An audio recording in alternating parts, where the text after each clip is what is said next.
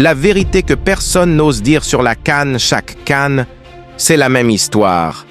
Des favoris annoncés, des stars adulées, et au final, des éliminations incomprises. On accuse l'arbitre, on accuse la CAF, on accuse la malchance. Mais si je vous disais que le vrai problème est ailleurs, les meilleures équipes gagnent la CAN.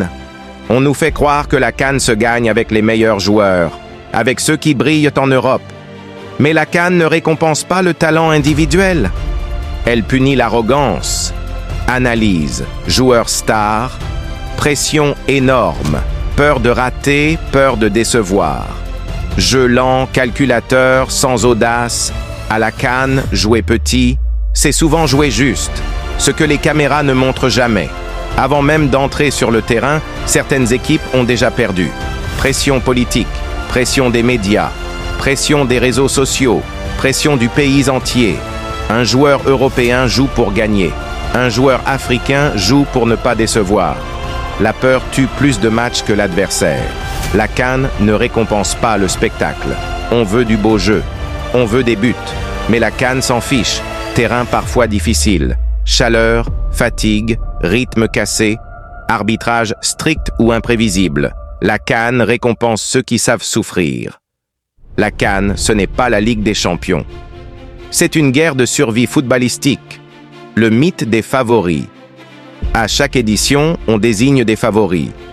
Mais être favori à la CAN, c'est souvent une malédiction. Pourquoi? Tous les adversaires jouent à 200% match transformé en finale, moins de liberté, plus de calcul. À la CAN, l'outsider n'a rien à perdre. Et celui qui n'a rien à perdre est toujours dangereux. Le facteur que personne n'avoue le contexte africain. La CAN ne se joue jamais dans le vide. Public ultra passionné, ambiance hostile ou galvanisante. Arbitrage humain sous pression. Est-ce volontaire? Non. Est-ce humain? Oui. La CAN se joue aussi dans l'atmosphère. La seule vérité qui gagne. La CAN ne se gagne pas avec des noms. Elle se gagne avec des principes. Discipline, humilité, solidarité mentale fort. Les équipes qui comprennent ça vont loin. Les autres regardent la finale à la télé. La CAN n'est pas injuste. Elle est brutale, mais honnête. Elle ne triche pas. Elle révèle.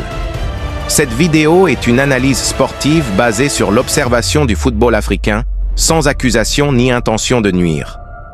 Ici, on parle football, mais surtout de la vérité.